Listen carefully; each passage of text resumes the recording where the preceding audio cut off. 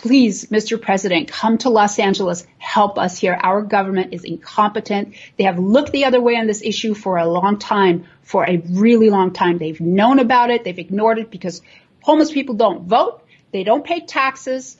And so they're an afterthought. Images alarming Californians. In L.A., the homeless on places like the Hollywood Walk of Fame and along the iconic Venice Boardwalk. Heidi Van Tassel was walking to her car near Hollywood's Walk of Fame when, according to police and court records, a transient with schizophrenia and psychotic disorders dumped feces all over her.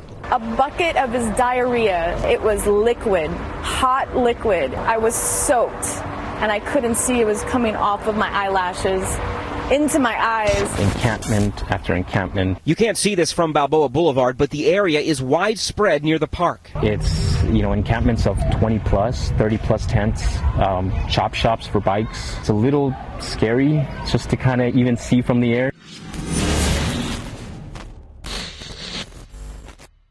Joining me now is Alex Dadig. She is a California resident and also the head of the committee to recall Mayor Eric Garcetti.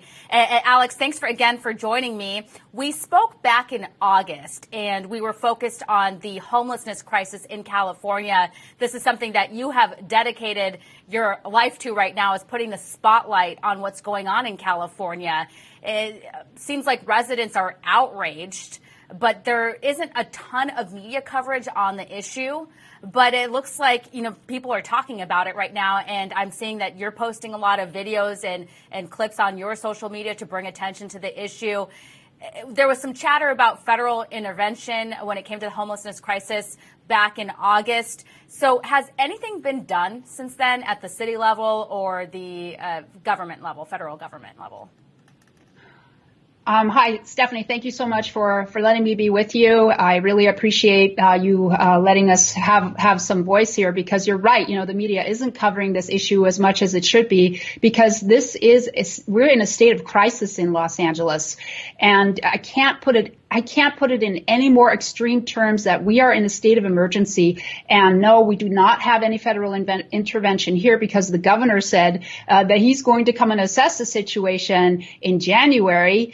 And it's the governor of the state of California, Gavin Newsom, that is supposed to be giving the mayor of Los Angeles state of emergency powers.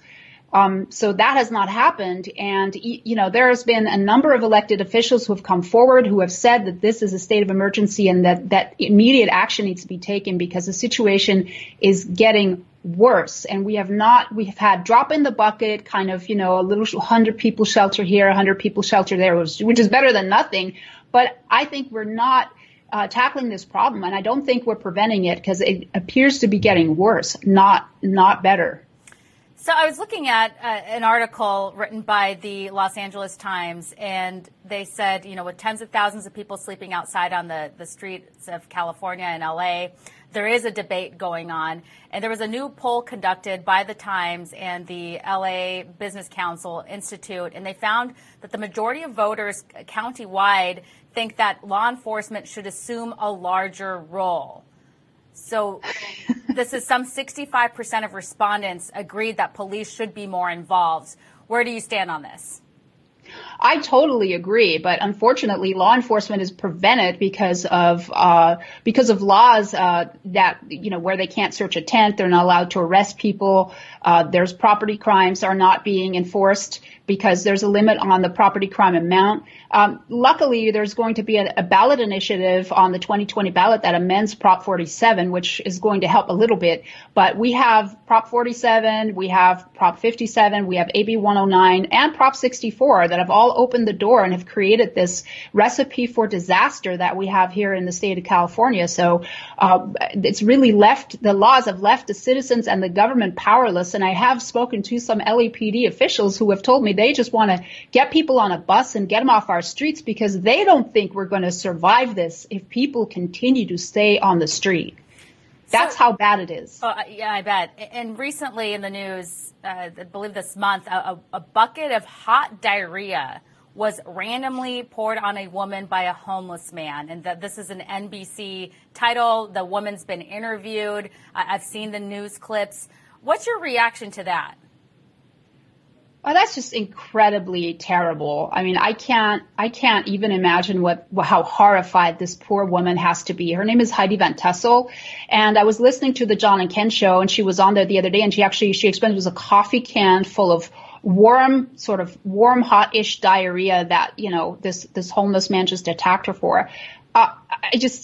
I mean, we hear these stories and it's like, yeah, we have a lot of shock and awe about it.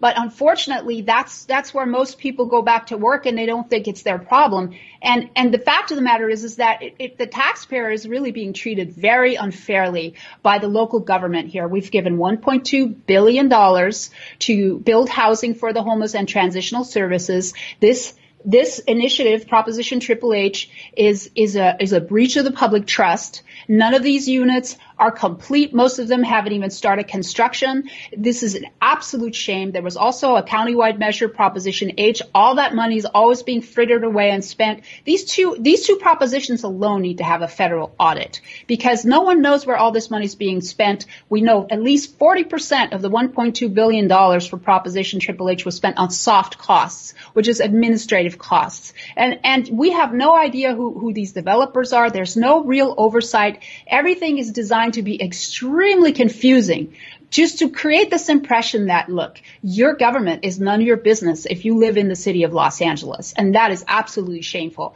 And that's one of the reasons why we want to recall this mayor, because he ran on Proposition H and he ran on Proposition Triple H. And he got reelected in March of 2017 after voters enacted it in 2016, where we had 26,000 homeless in LA.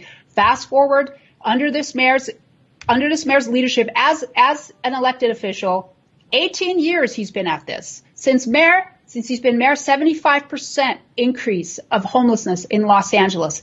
That is called abject failure. The citizens of LA are really upset at this mayor. And if citizens have to be attacked by having a bucket of diarrhea poured on their head and there's no arrest, there's no accountability, there's no one stepping up saying, hey, we're going to change this so vagrants can't attack people. We're going to change this so that they don't just, you walk down the street and people get attacked. I mean, there's been footage of this. People throw rocks into people's cars. It's just really, we got to draw the line on this. And this diarrhea incident, this didn't happen in like some horrible neighborhood in the dark in the middle of nowhere. This happened on the Hollywood Walk of Fame.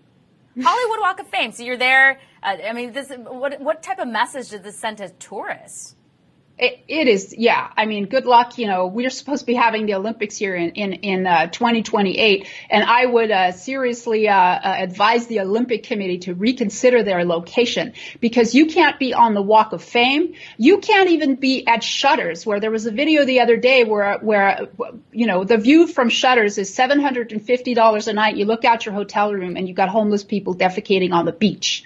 That's your view. I mean, it's just outrageous what has happened to our city. It has just become really unavoidable to run into homelessness. You can't leave your house without running into a homeless encampment. It's just totally unacceptable. And I know President Trump is really, really busy right now.